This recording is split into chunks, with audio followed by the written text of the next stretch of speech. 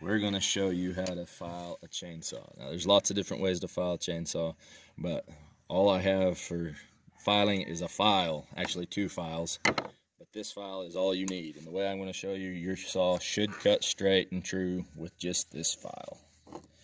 Now, as you can see here, these teeth are pretty wore down, but we come to this one. I've already sharpened this side of it, but this side here, you can see, is someone has previously filed it on this angle. But if you clean off the back of the tooth, Jim, watch your shadow. If you clean off, move out of the light, Jimmy. If you scrape some of the old bark and stuff off of there, you can see a line right there. This file is supposed to stay to the attitude of that line, not like this, like the previous filer, like that. That's the easiest way for a beginner to sharpen a chainsaw. So now I will file. This takes a while. Also, another point to add is if you can get down here and look at this angle, the file is too deep in the throat of the tooth. I need to lift it just a little bit. Now, to an experienced eye, that's obvious, but you all might not be able to see that very well. I have to lift my file just a little bit, because what it's doing is it's making a little tail right there. That little tail is meaning that your throat is too deep, or you're using too small of a file. But in this case, the throat's too deep. So what we're going to do is we're going to lift our file until that comes off of there. And sometimes you can't take it out all at once, but most of the time you can. There. Now it's not leaving the tail, maybe a tiny bit, and voila. There we go. Now if you look at my file, if you can get this attitude right here, you can see that the file is above the surface of the tooth just a little bit. And if you come up to the upside of it, you can see that the attitude of the tooth is the same as the line on the back of it. Also, this tip of the tooth is what does all the work. So you can get it in the light here. That tip is nice and sharp. If you move down to the next tooth, this tip is not sharp. Okay, let's do it again. Scrape some of this off where they can see the line. You've got to put backward pressure. You want to make sure your chain's tight. You don't want it too tight, but you want it tight enough to where it doesn't slop around whenever you're trying to file. Also, this one was a little deep. You can see it's leaving a little tail there. This tooth is pretty rough.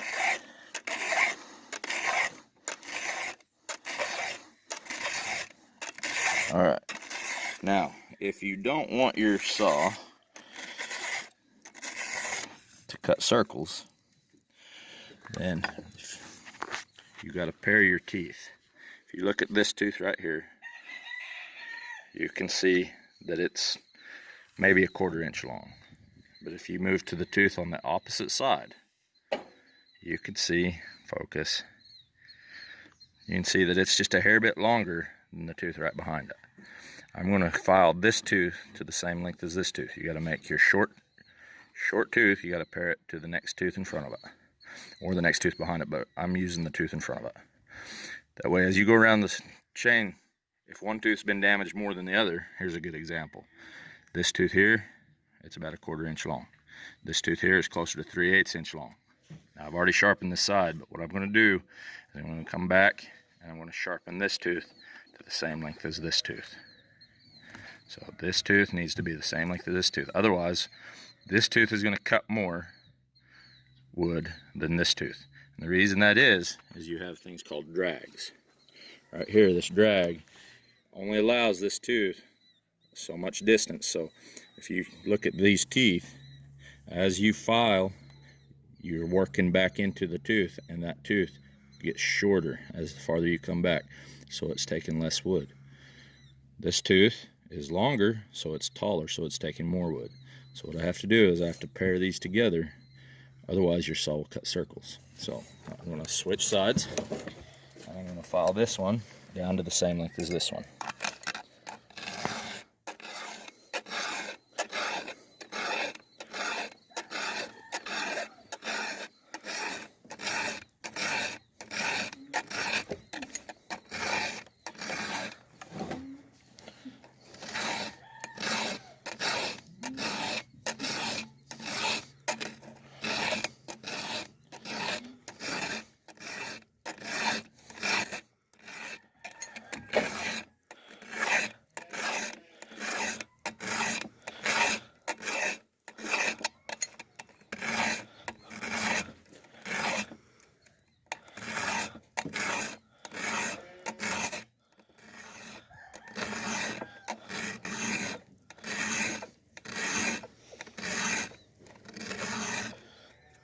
All right.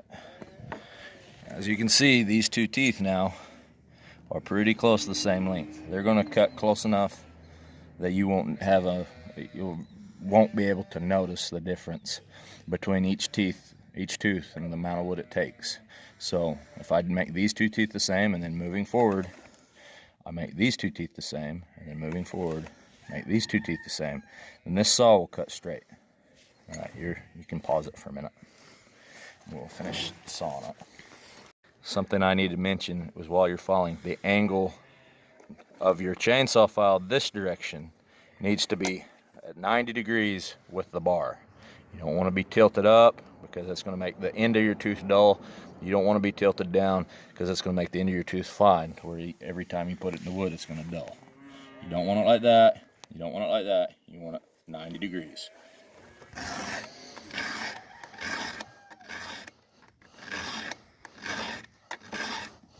Let's switch back to this. I'm sharpening along, and a common problem that people run into whenever they sharpen is they sharpen too deep. So somebody put downward pressure too much on their file, and that's causing me to undercut. But I'm slowly lifting it out with my file. But there's another danger, and that's getting too high on your tooth. So what you need to do is, practice makes perfect. But whenever you're filing along and you see that little tail starting to jump up there, you're starting to get too deep. But you can't tell when you're too shallow by what your file leaves. So what you have to do is you have to file your tooth, get it down, and you can see where I'm just leaving a little bit of a tail there, but that's okay, because my file's going to carry it away. This little bit isn't going to hurt nothing, but you want to look at the side of the tooth. And these teeth cut by chisel action. You want that to come up, but you don't want it to come up too far or too shallow. If this tooth appears flat, if it doesn't have some of it coming back up, it can't cut. It's a flat edge, it's not a sharp edge. See, this tooth will cut my fingernail. See that? Focusing. There you go. Cut my fingernail. But if that tooth was flat, it would just ball it up, really. It wouldn't really cut it. And you can see it needs to be a crescent shape, where the front edge of the tooth is further out than the throat of the tooth. All right. When you're sharpening a chainsaw, one of the common pitfalls that newbies get into is they don't have the right size file for the chain. This is a 7/32 chain. It requires a 7/32 chainsaw file. Most chainsaw files have the size on the end of it. This one doesn't. This one was just bought because they knew what they were doing. But most of them, most aftermarket chainsaw files, will have their size right here between where the handle goes and the file itself. But this one doesn't. The second thing that a lot of newbies, whenever they start filing chainsaws, one of the things that they commonly do that messes them up from the very beginning is they get a dull chain and they try to file with it loose. You don't want to do that, because whenever you start pushing backward and downward pressure on your chain trying to sharpen it, what happens? It kicks back and it changes the attitude of what your file needs to be around. Now, some people can file like that. They've done it a lot. They know what they're doing. But for the most part, us newbies, we're not going to be able to figure that out. We need to tighten our chain before we get started. And if you have a very rocked chain, one that's very damaged from hitting a rock or a nail or whatever, it's going to be much easier to sharpen that lobe off that tooth, or that damage off that tooth, with a tight chain. Now, you don't want to tighten it too tight.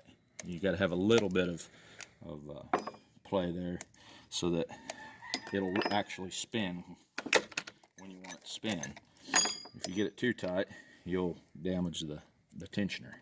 Anyway, you want to tighten your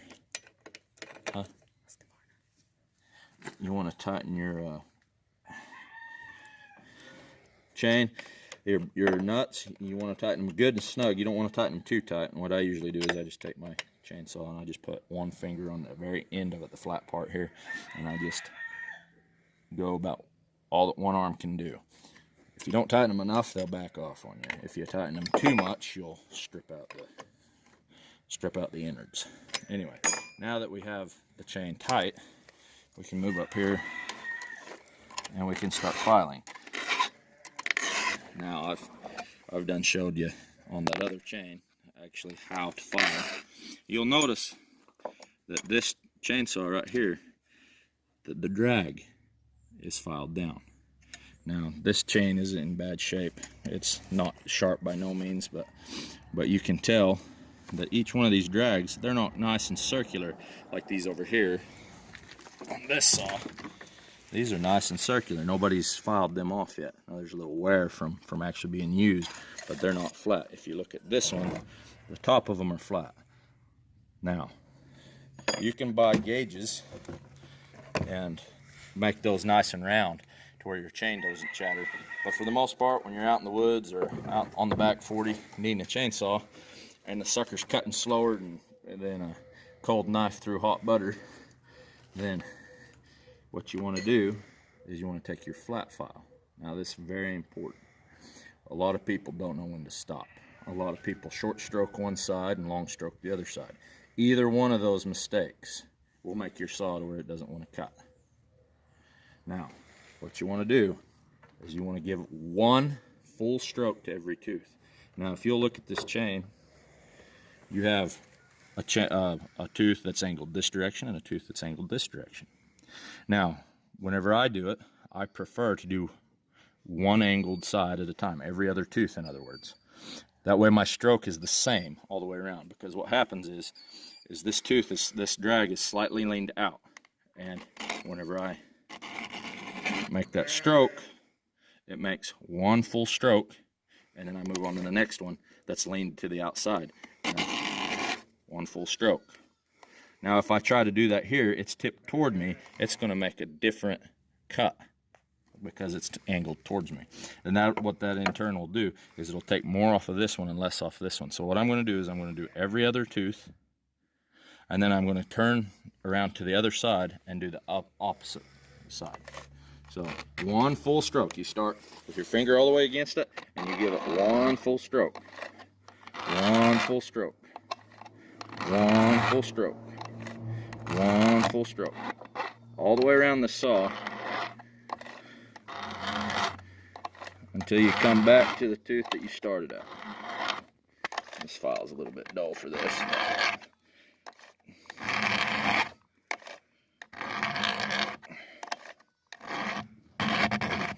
Some people mark their chain. I just look and see where my flat begins.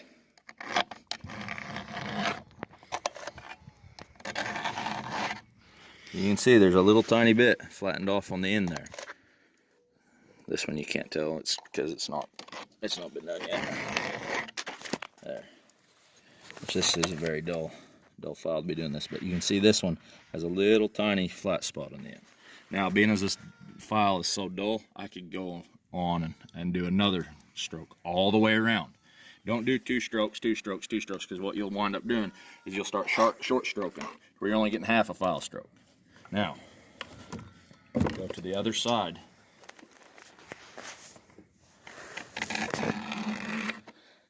Complete full stroke, one full stroke.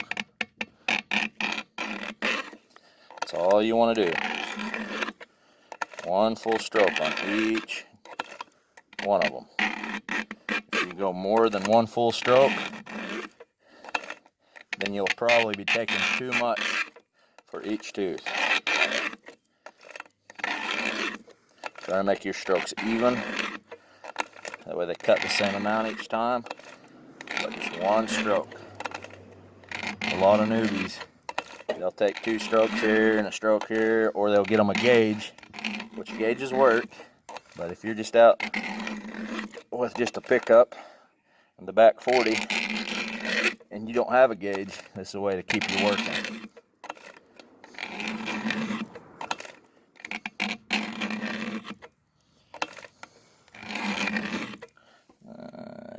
time to the end. All right. This is the saw we just sharpened. We had to go find us a log to show you how straight it cuts. After, notice that they are in sets of 2, 2, 2, 2. This chain should cut fairly straight.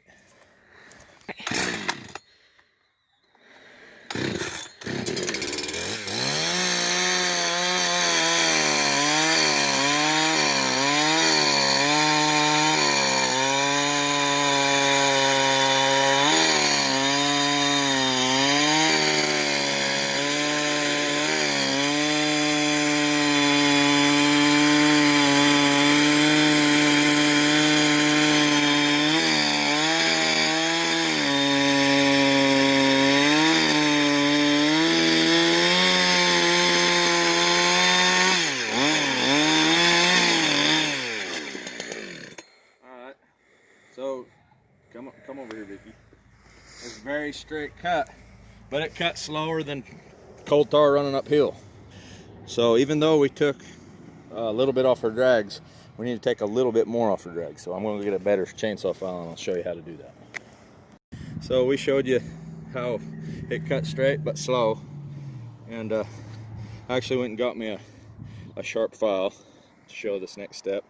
But this here is a new chain, and whenever you're using a new chain, this step is not necessary. Just sharpen it like I showed you before. Just make sure that each side is the same. It's only after the teeth start getting down half or less that you need to worry about this next step, because these from the manufacturer are made to where they're taking the right amount. That guide right there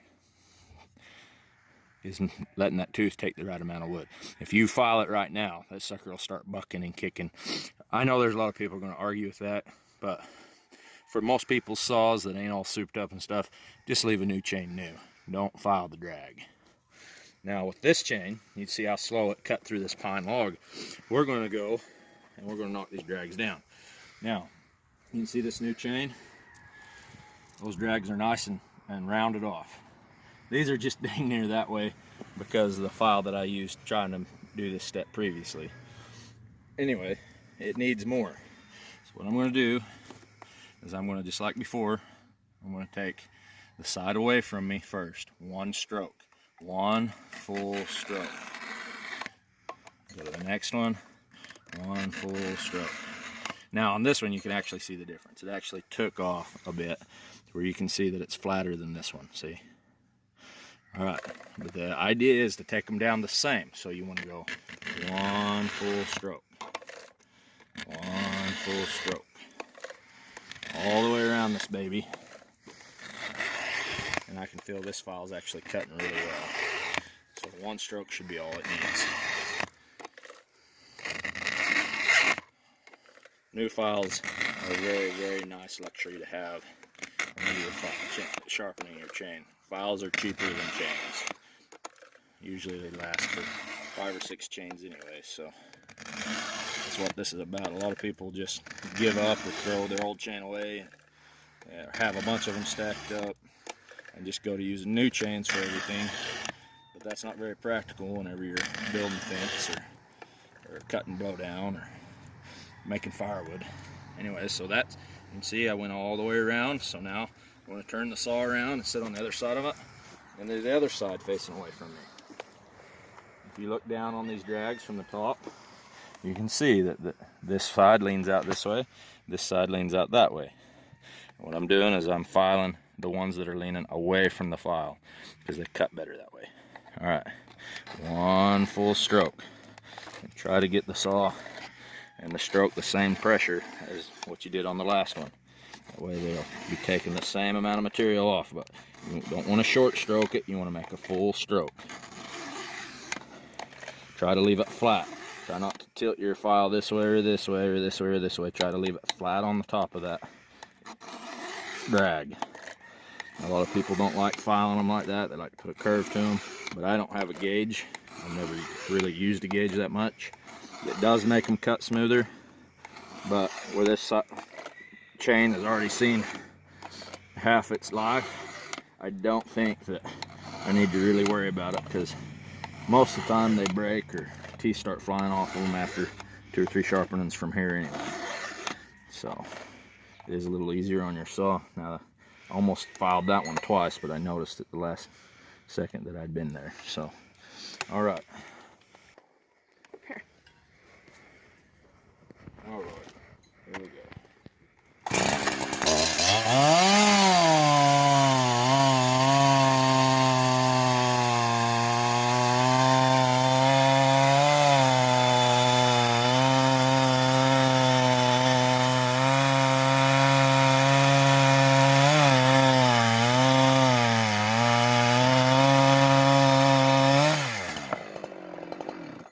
As you can see, it's still very, very straight, and did it in about half the time. That's about all this saw can handle as far as drags being cut down, because it's not very powerful.